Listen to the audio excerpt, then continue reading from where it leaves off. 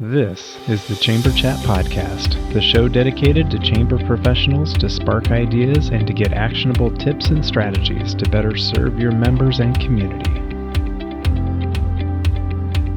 Hello, Chamber Champions. Welcome to Chamber Chat Podcast. I'm your host, Brandon Burton, and it's my goal here on the podcast to introduce you to people and ideas to better help you serve your chamber members and your community.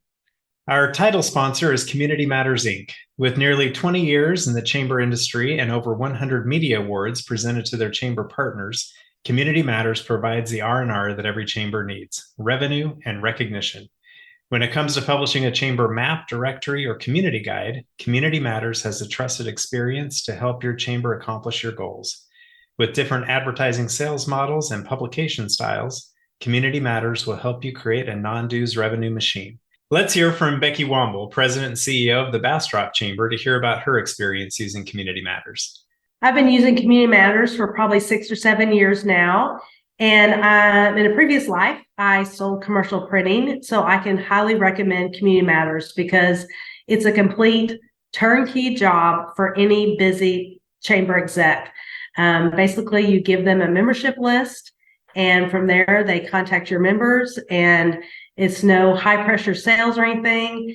And it really is a complete turnkey job from start to finish.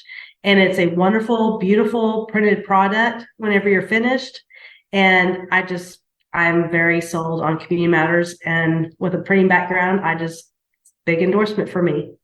To learn how Community Matters can support your chamber with your next publication, please visit communitymattersinc.com/podcast to request your free media kit and request a proposal to find out what kind of non-dues revenue you can generate.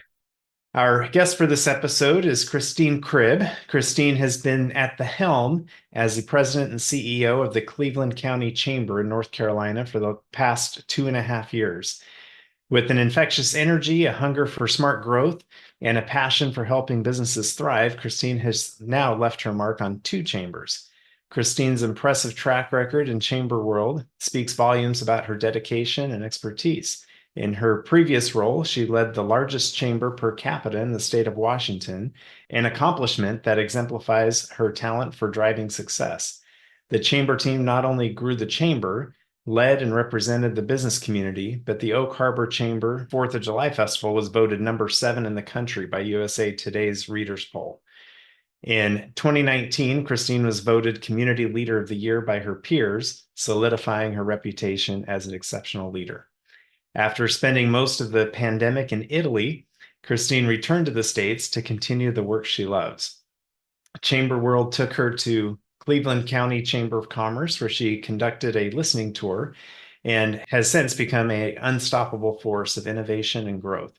Her contagious enthusiasm has propelled the Cleveland County Chamber to new heights, introducing over 15 new trailblazing chamber events and programs that have invigorated the business community all over the county and beyond. Her leadership has grown the chamber upon her arrival at 325 members in July of 2021 to 619 members today. So, Christine, I'm thrilled to have you with us today on Chamber Chat Podcast, and I'd love for you to take a moment to say hello to all the chamber champions that are out there listening and to share something interesting about yourself so we can all get to know you a little better. Well, thank you so much. Thank you, Brandon, for having me today. Chamber champions, I so much admire and respect what you do every single day. You balance so many hats, and it's just a profession that has so much pride and joy, and very few people know what's going on behind the scenes on any given day. So I love this world and love being part of it. I think most interesting thing about me, of course, I'm a new grandmother. So to me, being a brand new grandmother is, for the first time, is just a pure joy with my family on a personal level. I'll share that when I went to Italy, I left for Italy in January 2020, and the pandemic hit that February, and I was in Italy for a year, which was about the best adult time out you could imagine. And can you imagine being from Chamber World Please don't anyone feel sorry for me in any way, because I drank a lot of wine and I learned how to cook Italian. And when the airports opened back up, I knew that I needed to go back doing the work I love to do. And I did a nationwide search to return to Chamber World to make a difference for businesses. Very So there's my good. little gold nugget. Yeah. So I figured there was more of a story there to the Italy detour with Yes. some people would say stuck there, but it sounds like you didn't feel stuck. You enjoyed your time there. So Exactly. And when I came here, I enjoyed hearing people's stories on how they pivoted. And it was really a meant to be moment when you can't do anything. I'm in Italy. I cannot do anything but watch, listen, hear, watch how businesses were trying to pivot, watch what they were doing differently. So I came back so just feeling very energized to continue to help businesses. So yeah. yeah, but I did learn how to cook a lot of Italian food. I can tell you that. Oh, that's awesome. I enjoyed that adult. The Thank you. great skill to have. So, Mm-hmm. well, tell us a little bit about the Cleveland County Chamber, just to give us an idea. We talked about the size of having 619 members now, but what does the staff situation look Mm-hmm. like? The scope of work you guys are involved with, budget, that sort of thing, to Sure. kind of set the stage for our conversation. Oh, sure, absolutely. So when I joined the chamber, we were in July 2021. We were still attached to Economic Development Partners. So that was well over $1 million budget, but most of that was Economic Development Partners. So we started from scratch when they separated from us. We had at the time 5 employees. We took it down by fall of 2021. We took it down to 2, an administrative assistant and myself. So I wore all the hats of membership, sponsorship, invoicing, billing, and I had an administrative assistant that was doing the scheduling. That I told her I was brand new in the community. I wanted to meet with every person I needed to meet with. And so she set my schedule, and I set out Google Maps, and I started to just meet people and cultivate and establish relationships. It was really a challenge. We also updated the website. So internally, we were putting a brand new website together. We flipped databases, which everyone knows that can be a nightmare. I foolishly thought it would take us 3 months, and it actually took us almost a year to get it within really good working in a good working way.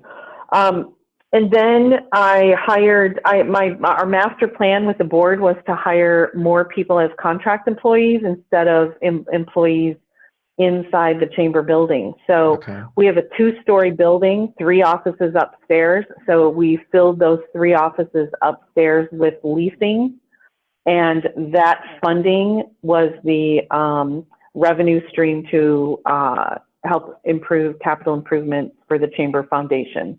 So people wonder what the great value is of a Chamber Foundation. The foundation owns this building that we're housed in Uptown Shelby, and that lease property upstairs funnels for capital improvement projects to take care of the building.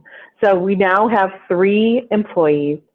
I'm answering your question in a long Yeah. a long sentence, but it's really exciting because we took bookkeeping out of office and had that as a contract. We took some marketing off and put that into contract employee. We our Monday Minute, our newsletter, that was all done remotely with a contract employee until I just brought her in last year. So now we have 2.8 members of the staff and looking to hire in fourth quarter 1 more member of the team. Awesome. So going along with our topic for our discussion today is we're going to focus on the rapid growth that you guys have seen, especially coming out of the pandemic. And since you've arrived there at the Cleveland County Chamber, that plays right along with seeing the staff numbers as you guys, had the economic development, parts, and you see those staff members leave, but then building it back up to kind of match what you guys are doing with membership levels there is pretty impressive.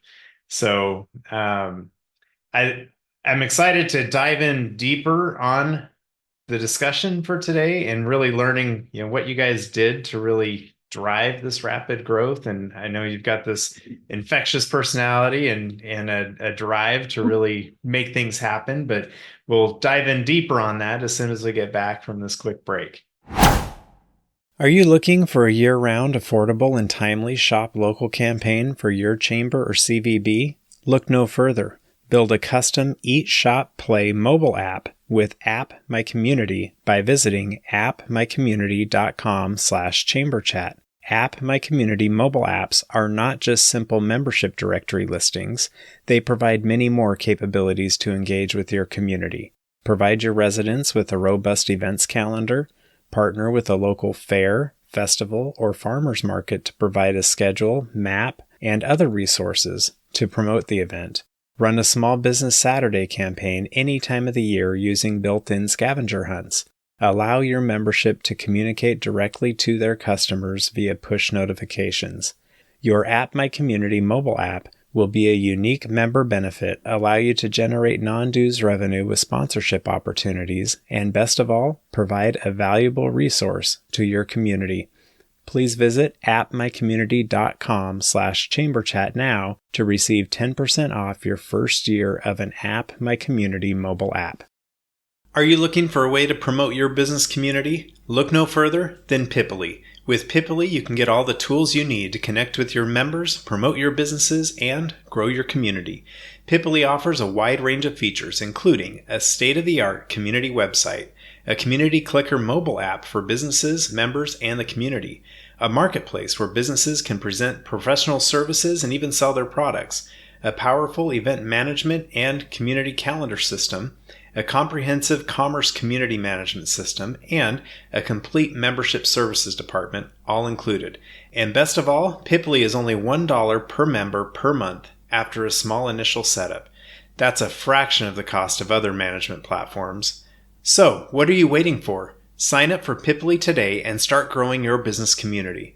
Book a time to learn more at pipily.com. That's PIPPILY.com to book a time to meet and learn more. We'll show you how Pipily can help you promote your business community and grow your subscriptions. All right, Christine, we are back. As I mentioned before the break, we're going to focus our conversation today around the rapid growth that you guys have seen since you came on board there at the Cleveland County Chamber, and especially coming out of the pandemic. I know through the pandemic, obviously chambers everywhere were challenged, but also were able to really show their value, which at a time where their member businesses might be struggling, chambers were able to really step up to be that resource, that go-to to help strengthen the business community. But I'd love to hear some of these experiences and kind of what those drivers were to help with this rapid growth. Sure. Thank you. So I had a philosophy, and I had it in my previous chamber, that we don't chase members, we attract members. And so that's probably one of my best gold nuggets is I have not knocked on one door, nor has anyone on my team, and said, "You a member of the Chamber of Commerce, here's my card, let me tell you about the chamber." I've been very dependent on the chamber board, ambassadors, and fellow chamber members. Now, when I got here, it was kind of like the perfect storm, Brandon, because we're coming out of the pandemic. There is one monthly event and 2 annual events. And I remember telling staff that there will be 5 in the next year monthly events. So I tell people we introduced programs that do not, if you only had a business after hours and people would say, well, I have to get home and I have to cook dinner for my children or do homework, blah, blah, blah, I can't attend a business after hours. Well, that wouldn't work in my chamber world, because we have a business over breakfast, which is for the morning people, which is a networking opportunity and a gold nugget speaker. And then we have our member luncheon where we introduce our new members along with networking and a great gold nugget of a keynote speaker. And then we also have business after hours. And every month we have 2 lunch and learns. And so I tell people, if that doesn't fit in your schedule, any one of those, I'm in bed by 9 o'clock and I can't help you anymore. But I'm imagining that it would fit, offering enough programs that it fits with people,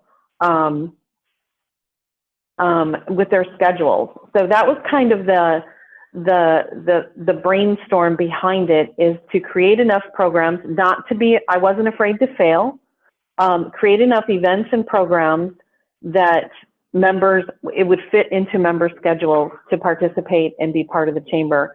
And then really messaging what the chamber does. We do not do community events.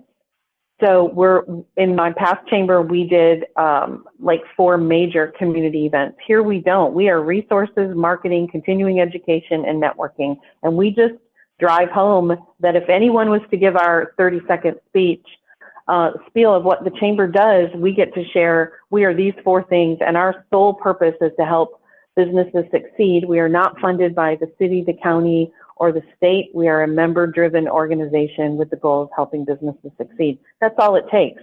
And then when people repeat that, that's where the growth comes from. Our social media presence had a lot to do with it. People walked in the door and said, I'm watching what you're doing on social media and I want to be part of it.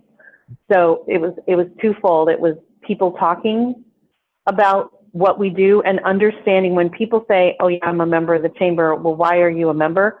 Our ambassadors and our board and those people actively involved in sponsorships and things like that, they can answer that question very easily. Yeah. So let's lean into those 2 areas a little bit more. So I think word of mouth is always the best form of marketing. So you said you're trying to lean on other members and your board members, ambassadors, that sort of thing, to really drive the buzz about what the chamber's doing. You're not out there knocking on the doors, as you said. So what built that enthusiasm, that energy? What infused that energy to get these members talking? Was it the creating the events first and then they were talking about them because they came and experienced it? Or did you create a buzz that led to the events? Or how did that origin evolve?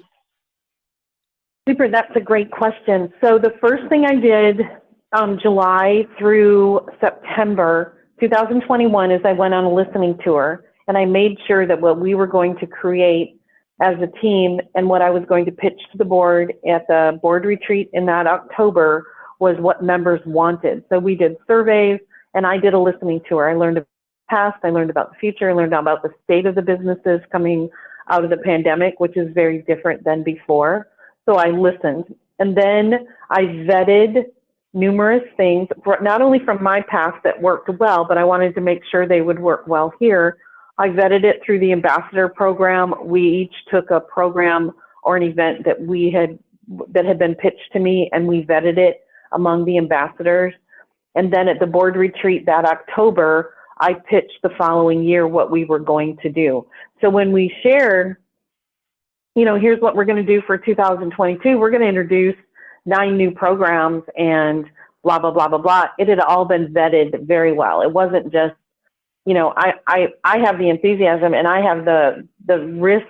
I'm willing to take a risk in something failing to try to do something different than what had ever been done before. Also, watching from the sidelines during the pandemic, chambers had to pivot drastically and make sure that their value was so relevant in the community. I didn't want to just be, when you ask someone, why are you a member of the chamber? Oh, we've been a member for 40 years because we always have been, or we should be. I want the answer to be, we're a member of the chamber because why wouldn't you be? Yeah. That's the answer that I want when someone asks. I like that, elevating what that answer is, and thinking as people are asked, what is the better answer, providing that experience for them to have the better answer, that better response. I love that. Absolutely. The other thing, Brandon, we do, which is just a staple in this chamber and with the ambassadors, is we do not say the word no. There is no negative. This sounds kind of corny, but it's just my philosophy. There are no negative words expressed. So if somebody comes in and says, I want you to blow up my logo in 9 places and I want you to do it for $100. Well, of course that answer is going to be no, but we never say the word no. We say, let's sit down and talk about the sponsorship packet and let me show you what's available. We train staff that there's never a negative word spoken in the office, and there is never, we work around making sure that we do not use the word no to our members, because we all know that chamber membership is an option, not a necessity. We're not the electric bill, but we want to make sure that people feel like they cannot live without. Their business will not succeed without the energy that this chamber is putting behind them. Right. No, I love that mentality. So tell us a little bit more about the social media experience and the presence that you guys built there. I know you mentioned that you now have that outsourced to do the marketing, if I understood that correctly. But what were some of those drivers on the social media front that really created engagement and brought people out? Sure. The advantage I had was social media, specifically Facebook, was very active during pandemic. Coming into Cleveland County, North Carolina from Oak Harbor on Woodby Island in Washington State, I had brought a following with me of chamber people, if I could, and businesses that wanted to see what I was going to do next, where I was. And so I actually started with my following personally, and then would forward it onto the chamber's Facebook page, and started to drive some traffic that way. And we focused on the energy of every single thing we did. Now, for example, yesterday I spoke at B&I, presented at B&I at 7:30 in the morning. We did a ribbon cutting at 4 in the afternoon for a new nail salon. And then we had our gentleman's bourbon dinner and tasting last night that started at 6:30. All of those went up on Facebook to just remind people of all of the things we're doing to help businesses succeed in Cleveland County.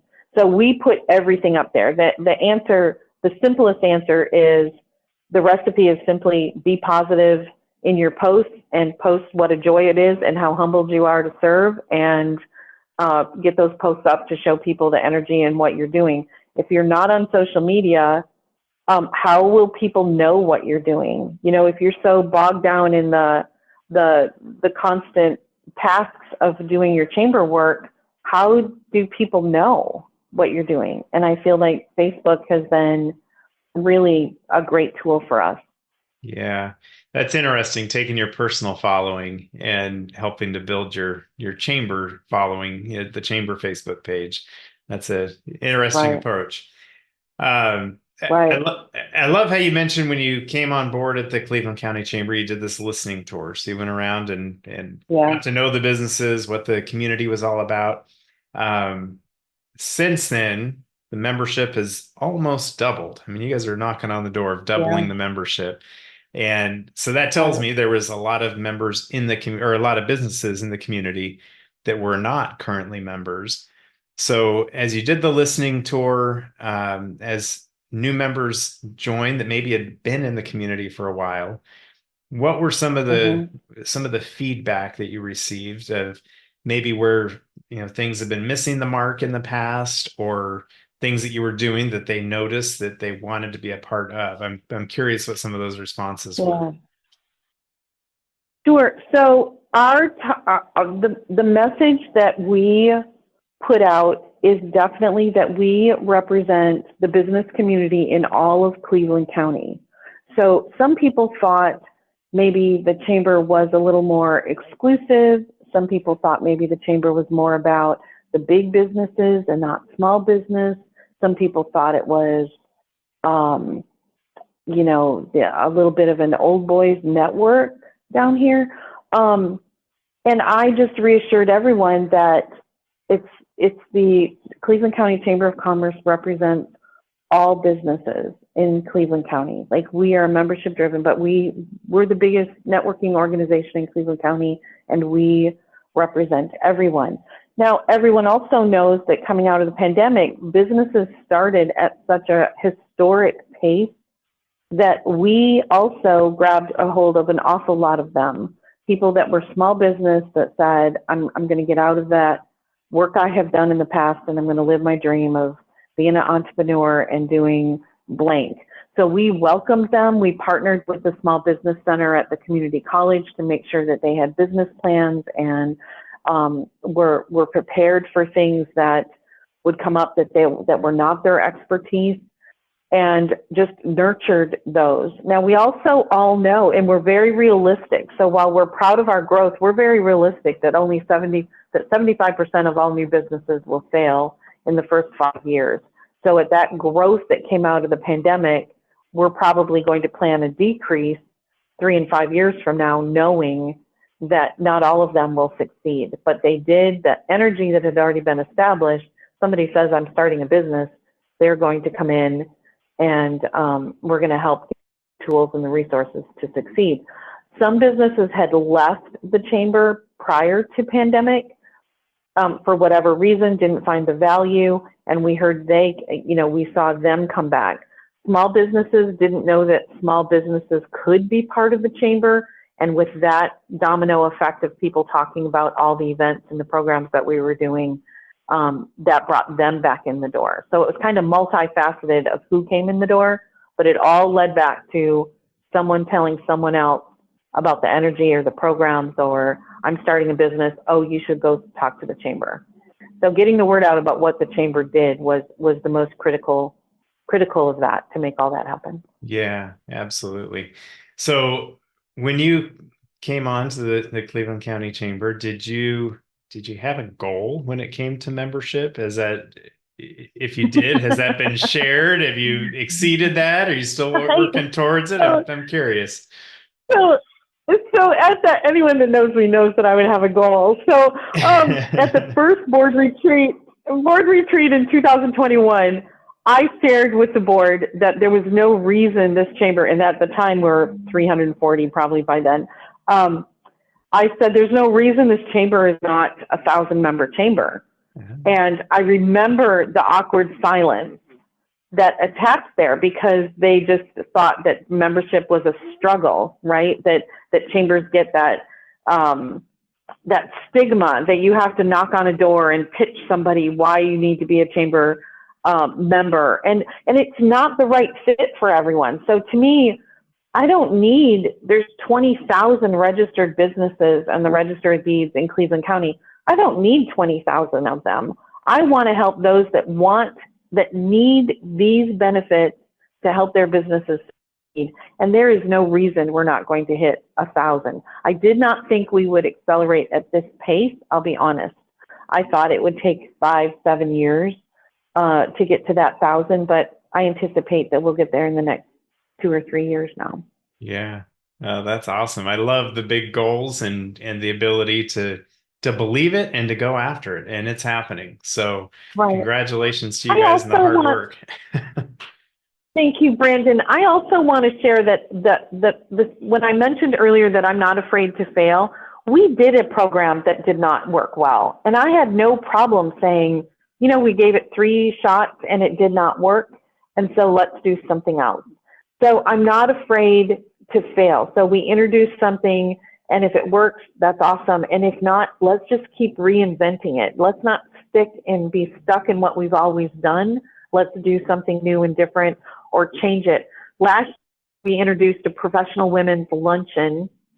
And to me, we needed, I had one sponsor, and we needed 40 women for me to think that I had it be a success. Well, we had RSVPs of 100, and that was capacity. And so we were sold out, and we had a great keynote speaker come in and share stories, and it was very inspirational. And this year, and so people were already asking, what is the plans for next year? So 2024, we took it to a bigger venue. We're going to be sold out at 200. We have a keynote speaker from the Ritz-Carlton Leadership Center coming in, and we just reinvented it and made it bigger. So I am not afraid to just take a risk. If that professional women's luncheon had not been successful, we would have gone on and tried something different. But that one was a home run for sure. I love that. And being able to cut the ones that aren't serving you and lean in harder on the ones that are. And before we started the recording, you Right. had mentioned the new event that you guys added last night, right? For the first time. Oh You want my to gosh. tell a little bit about that and the success from there? Absolutely. So, bourbon is a really a big deal here, and the people I've met that collect bourbon, that look for unique bottles, just kept resonating with me. And so last fall, I had this idea because we have a building that will be 40 years old in 2025, and we have a revenue stream that supports some capital improvements, but we needed to beef up that funding a little bit more to get some more work done. So we started something called the Gentleman's Bourbon Tasting and Dinner, and it is at a new venue, which has like a speakeasy feel. And the revenue made from it will go toward capital improvements. But it sold out. We did small, just like professional women's luncheon, the professional women's lunch. We did small. We did a dinner, a beautiful dinner for 24, and did a very phenomenal raffle item. And both were sold out within 3 days. So we added a second night, which is tonight, and we'll do an instant replay of the bourbon dinner and tasting. But I'm also, and it does seem to be, it's going to net quite a few $1,000s. So it's really great. But once again, if it wasn't, I'd be totally okay with that. Like if it didn't work, then we'll go do something else. But apparently I hit the nail on the head with this bourbon theme. Yeah, that's fantastic. I love hearing the stories and being able to own up to when it's not going to work to be able to cut the loss. So I love that. Right. And let Being me share vulnerable. one. Let me share one because I know that lots of chambers, they have a hard time pitching their board. And a mentor of mine once said, you manage up and you manage down. So you manage your staff, obviously, but you also manage your board. You make sure the board is crystal clear on what their responsibility is. And if a board member is passionate about marketing, then they're the chairman of your marketing committee, and you're tapping into what they want to contribute to the chamber. The other thing that's really important to me is a good, healthy relationship with your board of directors is really, really critical. But I'm also not afraid to ask anyone for an extra sponsorship. So if somebody pays their membership dues, and we had a huge dues increase, Brandon, this past year. So a year ago, I'm a believer that your operations need to equal your dues, your revenue from your dues. I think most chambers operate that way. Yeah. So programs and events build better programs and events. That's what that funding should do. But membership dues needs to equal your operation costs. So your operation budget and membership dues should be pretty much in line with each other. So we did a membership dues increase. And my philosophy was if somebody is not complaining about how much they're paying for dues, then you're not charging enough. Yeah. Think about that. So we increased from a basic membership dues here was $300. We increased it 25% and went to $400, and we had zero pushback. Wow. Zero. Not one person said so. And now that funding is equal to our operations budget. So that was and to convince the board that this is best practices is that the chamber revenue from their membership dues equals your operations budget. So let's make that happen. And if we lose members along the way, I promise we'll gain them in the long run. And we did not lose one member. So wow, that's taking powerful. Taking a risk like that. Yeah, take a risk like that, Brandon, where if it had failed, I was prepared to say the worst case scenario is we start to lose members, but we will gain them back with the new members that will join, that will pay $400. And we did not lose a member. We were taking a risk again, right? Yeah. So you have to be a risk taker, and you have to be positive about it the whole time. Like you can't say, I've listened to some cohorts, and they feel so bogged down that their energy resonates with their staff, it resonates with Yes. their members, and it needs to be positive. So my background is in Macy's specialty stores. I was their new store coordinator in the Midwest a long time ago. But their philosophy was, when you hit the floor, it's showtime. And that's kind of the philosophy here. You know, you might have had a flat tire or the baby spit up on you or whatever, and I'm really sorry, and we can talk about that behind the scenes. But when you're in front of a member in the community, it's showtime. You represent all the energy, and so your energy equals what is in your membership. So if you're positive and happy and, you know, get it going on, then that's what your membership is going to resonate. And do you make everyone happy? No, but I'm a firm believer that we don't need to make everyone happy. And if it's not the right fit, you are welcome to leave the chamber. We don't have to have a person that's unhappy with the Chamber of Commerce as a member. Happily say goodbye. I'm sorry, it's not a good fit. Right? Yeah.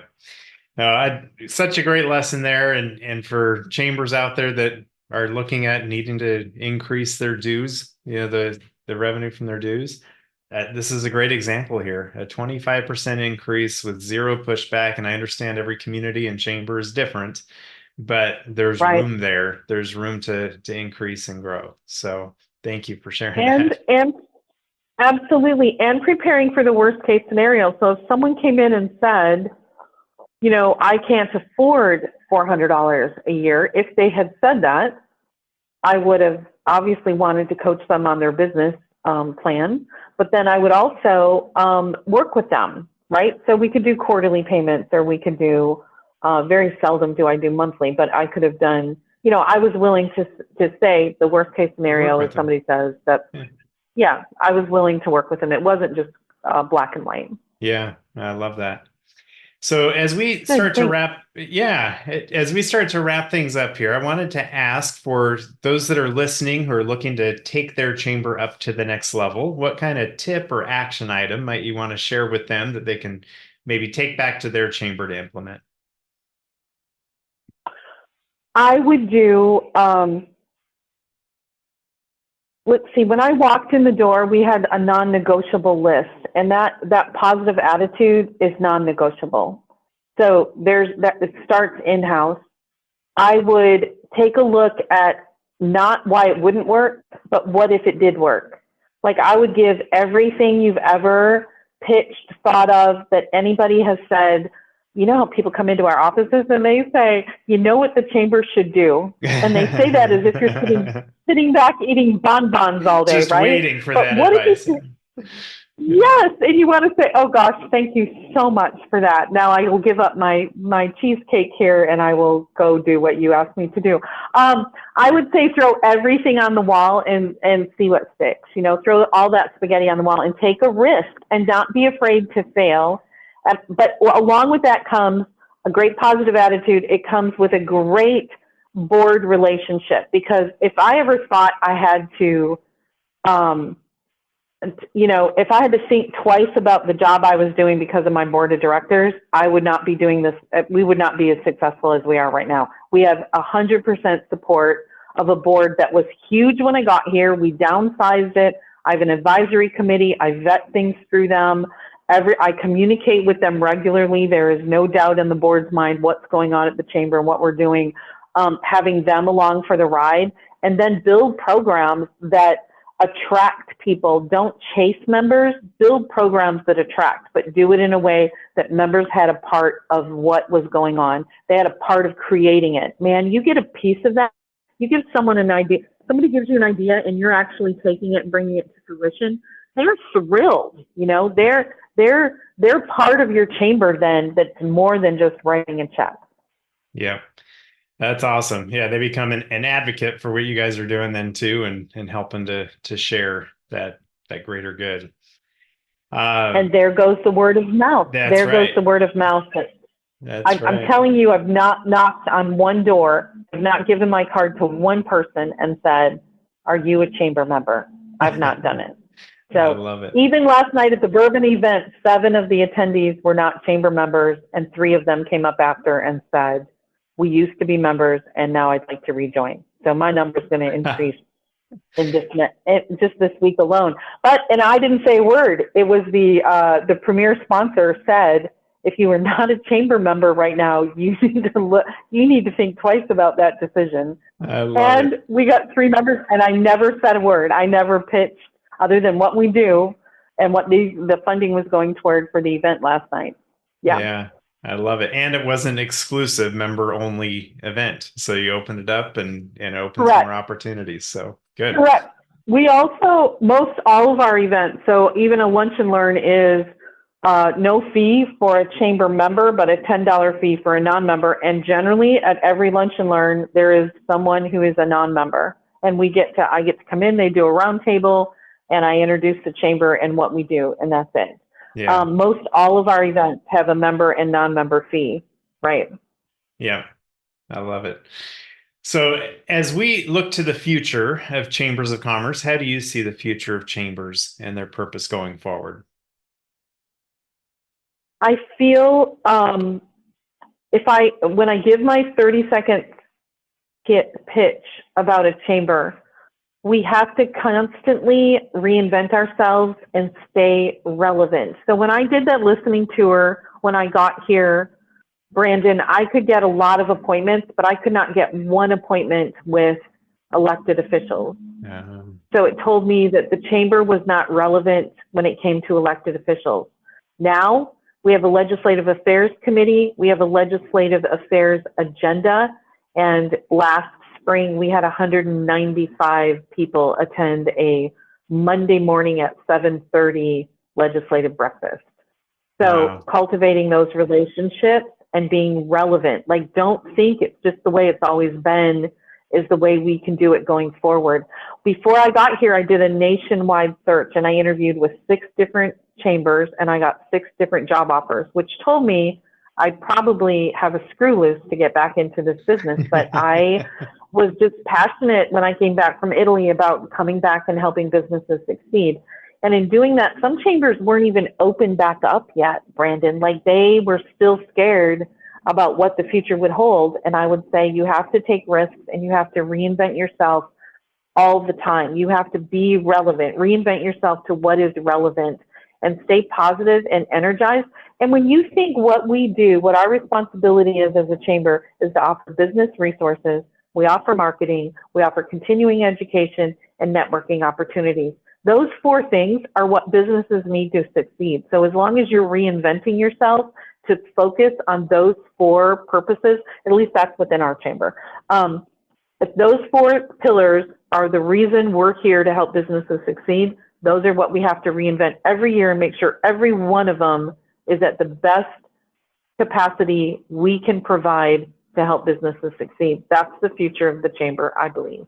Yeah, I love that. I love that glimpse to the future. I wanted to make sure you had a chance to share any contact information for listeners who might want to reach out, learn a little more from you, figure out how you guys are doing things there in the Cleveland County Chamber. What would be the best way for someone to reach out and connect with you? Well, that's wonderful. They could connect 3 ways. You can certainly connect over Messenger on Facebook. My Facebook is Christine Cribb. You could connect via email, Christine@clevelandchamber.org. And I'm happy to give my cell out, 360-632-6533 to reach out. Best way is a text. If you email, as all chamber world knows, if you're at the first email when I sit down, you are in luck and you are thrilled that I just replied. But if you are the 80th one, you're like, why isn't that woman replied to my email yet? So anyway, any of those ways, I'm happy to reach out. I've mentored a few chamber directors and am just thrilled at this work. I love that we make a difference in the business community. We had a member that came in, wanted to do something that was a sponsorship when I first got here. He did websites. And he then got involved in the chamber just from a conversation with staff and myself. He went from 7 clients to 32 clients, and he's hiring 2 new part-time people. And it's because he just immersed himself in getting his card out there and talking to people and attending events, and he became an ambassador, and he contributes his success with getting involved in the chamber. So Nice. it works. Yes, I love it. I love it. Well, Christine, I have enjoyed having you on the show today. I love the enthusiasm, the passion that you bring to your chamber work, and sharing the experiences and stories that you've experienced, especially over the last 2.5 years, as you've seen this rapid growth there at the Cleveland County Chamber. I appreciate you putting aside time to be with us today, and wish you the best on reaching that goal of 1,000+ members there at your chamber. Thank you. Thank you for being with us today. Thank you so much, Brandon. It was such an absolute pleasure, and I love this world, and I love chambers and helping businesses succeed. It's an absolute pleasure that you had me on as a guest. Thank you. If you are a chamber professional, please subscribe to Chamber Chat Podcast in Apple Podcasts, Google Podcasts, or Spotify. When you subscribe to Chamber Chat Podcast, new episodes will show up in your podcast app each week as they are released. If you're finding value in this podcast, please leave us a rating and a review in iTunes. But most importantly, please share Chamber Chat Podcast with your colleagues that are in the industry.